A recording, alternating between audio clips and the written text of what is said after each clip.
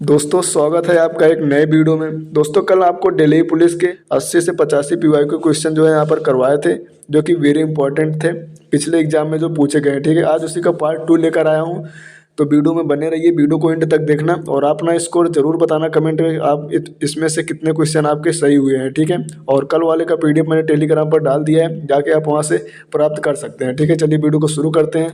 दोस्तों यहाँ पर पहला क्वेश्चन है, इंटरनेट प्रोटोकॉल संस्करण 6 प्रोटोकॉल एड्रेस का आकार क्या होता है? तो इसका राइट आंसर हो जाएगा 128 बिट्स। ठीक है, यहाँ पर एक्स्ट्रा फैक्ट देख लेते हैं। इंटरनेट प्रोटोकॉल संस्करण 6 प्रोटोकॉल एड्रेस का आकार 128 बिट्स होता है। इंटरनेट उपयोगकर्ता की बढ़ती संख्या के कारण 32 बिट एड्रेस कम पड़ने लगा, इसी कारण इंटरनेट प्रोटोकॉल का विकास किया गया। ठीक है, इंटरनेट प्रोटोकॉल वर्जन 6 का जो है विकास किया गया। इंटरनेट से जुड़े प्रत्येक कंप्यूटर या उपकरण को उसकी पहचान के लिए एक विशेष अंकीय पता दिया जाता है, जिसे IP एड्रेस कहा जाता है। यह अंकीय पता इंटरनेट से जुड़ने पर इंटरनेट सर्विस प्रोवाइडर द्वारा दिया जाता है। ठीक है, गौरतलब यह है कि विश्व भर में इंटरनेट से जुड़ी किसी दो कंप्यूटर का IP एड्रेस एक समान नहीं हो सकता। ठीक है, अगले क्वेश्चन की तरफ चलते हैं। यहाँ पर अगला क्वेश्चन है, एक सर्वर से दूसरे सर्वर पर मैसेज भेजने के लिए बहुत सी ईमेल प्रणालियाँ प्रोटोकॉल का प्रयोग करती हैं, तो कौन सी प्रणाली का प्रयोग करती हैं? SMTP। ठीक है, तो SMTP का जो पूर्ण रूप होता है सिंपल मेल ट्रांसफ़र प्रोटोकॉल होता है। यह एक सर्वर से दूसरे सर्वर पर मैसेज भेजने के लिए ईमेल प्रणाली SMTP प्रोटोकॉल का प्रयोग करती हैं। ठीक है, उसके बाद यहाँ पर HTTP का पूर्ण रूप क्या होता है? हाइपर टेक्स्ट ट्रांसफ़र प्रोटोकॉल होता है। इसका उपयोग हाइपर टेक्स्ट लिंक करके वेब पेज लोड करने के लिए किया जाता है। ठीक है, और अगला जो है यहाँ पर ARP का पूर्ण रूप क्या होता है? एड्रेस रिजोल्यूशन प्रोटोकॉल होता है। यह एक मैसेज प्रोटोकॉल है। इसका उपयोग नेटवर्क मैनेजमेंट और नेटवर्क डिवाइस के बीच संचार में आने वाली दिक्कतों का पता लगाने के लिए किया जाता है। तो अगले क्वेश्चन की तरफ चलते हैं। अगला क्वेश्चन है यहाँ पर, निम्नलिखित में से कौन सा प्रोटोकॉल ईमेल सर्वर से मैसेज प्राप्त करता है? इसका राइट आंसर जो हो जाएगा यहाँ पर POP। ठीक है, इसका राइट आंसर यहाँ पर आपको POP हो जाएगा। और POP इसका फुल फॉर्म होता है पोस्ट ऑफिस प्रोटोकॉल। यह एक इंटरनेट स्टैंडर्ड प्रोटोकॉल होता है, जिसका इस्तेमाल कनेक्शन पर रिमोट मेल सर्वर ईमेल से प्राप्त करने के लिए किया जाता है। SMTP simple mail transfer protocol होता है। यह प्रोटोकॉल TCP/IP नेटवर्क और ईमेल सर्विस के लिए स्टैंडर्ड प्रोटोकॉल है। यह मैसेज को भेजने या प्राप्त करने की क्षमता आदान प्रदान करता है। यह प्रोटोकॉल ईमेल मैसेज को सर्वर की ओर पुश करता है। अगला क्वेश्चन है, निम्नलिखित में से कौन सी घर या कार्यालय में फिक्स्ड इंटरनेट प्राप्त करने की एक विधि है? तो इसका राइट आंसर हो जाएगा डिजिटल सब्सक्राइबर लाइन। ठीक है, यहाँ एक्स्ट्रा फैक्ट देख लेते हैं। डिजिटल सब्सक्राइबर लाइन को घर या कार्यालय में फिक्स्ड इंटरनेट प्राप्त करने की एक विधि है। डिजिटल सब्सक्राइबर लाइन जो होता है हाई स्पीड इंटरनेट कनेक्शन है, जो मानक टेलीफोन लाइनों का उपयोग करते हैं। अगला क्वेश्चन है यहाँ पर, इंटरनेट पर फाइलों को एक नोड से दूसरे नोड में स्थानांतरित करने के लिए निम्नलिखित में से किस प्रोटोकॉल का प्रयोग किया जाता है? तो इसका राइट आंसर हो जाएगा FTP। ठीक है, तो यहाँ पर एक्स्ट्रा फैक्ट देख लेते हैं। FTP का पूर्ण रूप जो है फाइल ट्रांसफ़र प्रोटोकॉल होता है। यह इंटरनेट पर फाइलों को एक नोड से दूसरे नोड में स्थानांतरित करने के लिए किया जाता है। अगला क्वेश्चन है यहाँ पर, निम्नलिखित में से कौन सी इंटरनेट सेवा प्रदाता द्वारा प्रदान की जाने वाली सेवा नहीं है? ठीक है, इसका राइट आंसर जो हो जाएगा यहाँ पर वेब प्रशासन। ठीक है, यहाँ पर एक्स्ट्रा फैक्ट देख लेते हैं। पर देख सकते हो आप, वेब प्रशासन इंटरनेट सेवा प्रदाता द्वारा प्रदान की जाने वाली सेवा नहीं है। इंटरनेट सेवा प्रदाता कंपनी, व्यक्तियों और संगठनों को इंटरनेट कनेक्शन और सेवाएं प्रदान करती हैं। इंटरनेट तक पहुँच प्रदान करने के अलावा ISP सॉफ्टवेयर पैकेज और होम पेज प्रदान कर सकते हैं। ISP सभी network access points internet backbone पर सार्वजनिक नेटवर्क सुविधाओं के माध्यम से एक दूसरे से जुड़े होते हैं। अगला क्वेश्चन है यहाँ पर, इंटरनेट से जुड़ने के लिए प्रत्येक कंप्यूटर में क्या होना चाहिए? तो इसका राइट आंसर जो हो जाएगा यहाँ पर IP एड्रेस। ठीक है, IP एड्रेस जो है होगा तभी एक कंप्यूटर दूसरे कंप्यूटर से जुड़ सकता है। और यहाँ पर आप देख सकते हो, सबसे अच्छी बात है कि सारे क्वेश्चंस जो है किस शिफ्ट में और किस तारीख को दिल्ली पुलिस में पूछे गए हैं, यहाँ पर वो सारे लिखे हुए हैं। इससे आपको एक अंदाज़ा ठीक है मिल जाता है कि किस तरह के क्वेश्चन जो है पूछे जा रहे हैं दिल्ली पुलिस में। ठीक है, एक्स्ट्रा फैक्ट देख लेते हैं। इंटरनेट से जुड़ने के लिए प्रत्येक कंप्यूटर में एक IP एड्रेस होना चाहिए। IP का पूर्ण रूप जो है इंटरनेट प्रोटोकॉल होता है। इंटरनेट प्रोटोकॉल संख्याओं की एक श्रृंखला है जो कंप्यूटर नेटवर्क पर किसी भी उपकरण की पहचान करती हैं। अगला क्वेश्चन है यहाँ पर, इंटरनेट पर एक होस्ट से दूसरे होस्ट को फाइल स्थानांतरित करने के लिए निम्नलिखित में से किस प्रोटोकॉल का प्रयोग किया जाता है? तो इसका राइट आंसर हो जाएगा FTP का। ठीक है, और आगे यहाँ पर देख सकते हैं एफटीपी का पूरा नाम फाइल ट्रांसफर प्रोटोकॉल है। एफटीपी की मदद से एक कंप्यूटर या होस्ट से दूसरे कंप्यूटर नेटवर्क पर फाइलों को ट्रांसफर किया जाता है। अगला क्वेश्चन है यहाँ पर, इंटरनेट पर किसका प्रयोग जो है यूआरएल को आईपी एड्रेस में परिवर्तित करने के लिए किया जाता है? तो इसका राइट आंसर जो हो जाएगा डोमेन नेम सिस्टम। ठीक है, यहाँ पर देख सकते हैं इंटरनेट पर डोमेन नेम सिस्टम का प्रयोग जो है यूआरएल को आईपी एड्रेस से परिवर्तित करने के लिए किया जाता है। जब हम किसी वेबसाइट का डोमेन नेम टाइप करते हैं तो डीएनएस उसको आईपी एड्रेस में कन्वर्ट करता है ताकि सर्वर उस पर उस सिस्टम को जो है पहचान पर कनेक्शन स्थापित कर सके। अगला क्वेश्चन है यहाँ पर, एमएस वर्ड 2010 में यदि आप किसी टेबल के भीतर टैब की को दबाते हैं तो कर्सर टेबल के की अगले या अगली पर चला जाता है, तो कहाँ चला जाता है? सेल पे। ठीक है, तो यहाँ पर आप देख सकते हो, इसका एक्स्ट्रा फैक्ट देख लेते हैं। एमएस वर्ड 2010 में यदि किसी टेबल के अंदर टैब को की दबाते हैं तो कर्सर टेबल के अगले सेल पर जाता है। टेबल के अंदर कर्सर को चलाने के लिए जो कीबोर्ड होता है वह एरो की का भी उपयोग कर सकते हैं। इसका उपयोग करके टेबल के अंदर कर्सर को लेफ्ट राइट और अप डाउन भी मूव कर सकते हैं। अगला क्वेश्चन है यहाँ पर, एमएस वर्ड 2010 में पैराग्राफ को दाहिनी ओर अनलाइन करने के लिए निम्नलिखित में से किस शॉर्टकट की का प्रयोग किया जाता है? तो इसका राइट आंसर जो हो जाएगा Ctrl+R का प्रयोग किया जाता है। अगला क्वेश्चन है, एमएस वर्ड 2010 में टैब एक डिफ़ॉल्ट टैब होता है जो आपके द्वारा डॉक्यूमेंट खोलने पर दिखाई देता है, तो वो क्या होता है? होम होता है। ठीक है, आगे यहाँ पर देख लेते हैं। एमएस वर्ड 2010 में होम टैब एक डिफ़ॉल्ट टैब होता है जो डॉक्यूमेंट खोलने पर दिखाई देता है। इस टैब में क्लिपबोर्ड, फॉन्ट, पैराग्राफ तथा स्टाइलस आदि ग्रुप शामिल हैं। इंसर्ट, लेआउट, रिव्यू एक प्रकार के टैब हैं।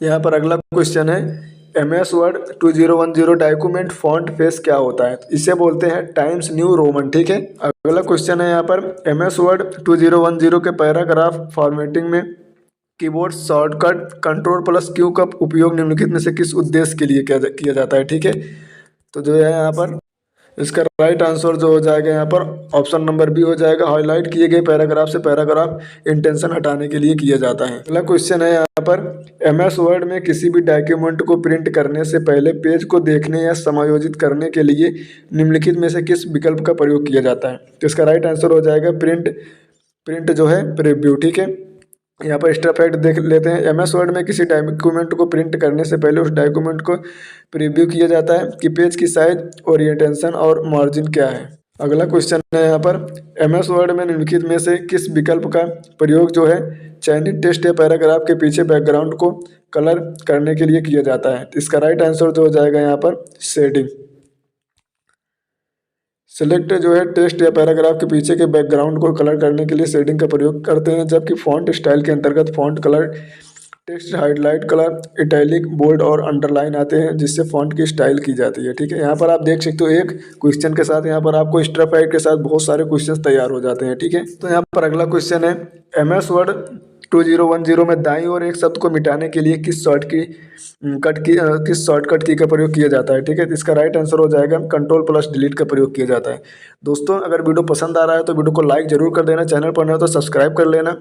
और मैं फिर से बता दूं कि यहाँ पर पीवाईक्यू के सारे क्वेश्चन आपको इस चैनल पर देखने को मिलेंगे। ठीक है, क्रम से दिल्ली पुलिस के आपको जैसे कंप्यूटर, स्टैटिक और अदर एग्जाम के भी, जैसे रेलवे ग्रुप डी, मतलब जो स्टैटिक का होता है वो सब लोग में सेम ही होता है। तो वो सारे आप किसी भी एग्जाम की तैयारी कर रहे हो तो जैसे मैं एनटीपीसी रेलवे किसी भी एग्जाम का डालूँ स्टैटिक का, तो आपको देख लेना है। ठीक है, अगले क्वेश्चन की तरफ चलते हैं। अगला क्वेश्चन है यहाँ पर, एमएस वर्ड 2010 में बाईं ओर के एक कैरेक्टर को हटाने के लिए किस शॉर्टकट की का प्रयोग किया जाता है? तो ये सबको पता है, बैक स्पेस का प्रयोग किया जाता है। अगला क्वेश्चन है यहाँ पर, एमएस वर्ड 2010 में स्पेलिंग चेक करने के लिए निम्नलिखित में से किस की का प्रयोग किया जाता है? ठीक है, स्पेलिंग चेक करने के लिए F7 का प्रयोग किया जाता है। दोस्तों, मैं बता दूँ कि यहाँ पर मैं क्वेश्चंस को वही करा रहा हूँ जो थोड़ा मतलब क्वेश्चंस थोड़ा हार्ड है। ठीक है, जो देखते ही आंसर जिनका पता चल जाए, मैं वैसे क्वेश्चन यहाँ पर नहीं करवा रहा हूँ। ठीक, अगला क्वेश्चन है यहाँ पर, एमएस वर्ड 2010 में डॉक्यूमेंट को बंद करने के लिए किस कीबोर्ड शॉर्टकट की का प्रयोग किया जाता है? ठीक है, तो इसका राइट आंसर जो हो जाएगा Ctrl+W का प्रयोग किया जाता है। अगला क्वेश्चन है यहाँ पर, एमएस वर्ड 2010 में लिखित टेक्स्ट और पेपर के किनारे के बीच की दूरी को क्या कहा जाता है? तो उसको मार्जिन कहा जाता है। ठीक है, यहाँ पर एक्स्ट्रा फैक्ट देख लेते हैं। MS वर्ड 2010 में लिखित टेक्स्ट और पेपर के किनारे के बीच की दूरी को मार्जिन कहा जाता है। माइक्रोसॉफ्ट वर्ड में डिफ़ॉल्ट रूप से पेज साइज लेटर का प्रयोग किया जाता है। उसके बाद MS एक्सेल में होम टैब के अंतर्गत अलाइनमेंट होता है, जो इस प्रकार top align, middle align, bottom align, centre align, merge और सेंटर तथा रैप टेक्स्ट आदि हैं। अगला क्वेश्चन है यहाँ पर, MS वर्ड में फंक्शन की जो है F12 का उपयोग किसके लिए किया जाता है? तो F12 का उपयोग जो है सेव एज डायलॉग बॉक्स को ओपन करने के लिए किया जाता है। इसके साथ कुछ और की के बारे में यहाँ पर लिख सकते हैं, ठीक है। जैसे MS वर्ड में फंक्शन की का उपयोग F12 के लिए, save as dialog box open करने के लिए, Alt+F4 एक्टिव विंडो को बंद करने के लिए, F7 का डॉक्यूमेंट में स्पेलिंग एवं ग्रामर चेक करने के लिए, ठीक है। और F2 का प्रयोग किसी भी फाइल फोल्डर का नाम चेंज करने के लिए किया जाता है। अगला क्वेश्चन है यहाँ पर, MS वर्ड 2010 में की एक टेबल में असीमित रो और अधिकतम कॉलम में हो सकते हैं। तो यहाँ पर 63 अधिकतम रो और अधिकतम कॉलम हो सकते हैं।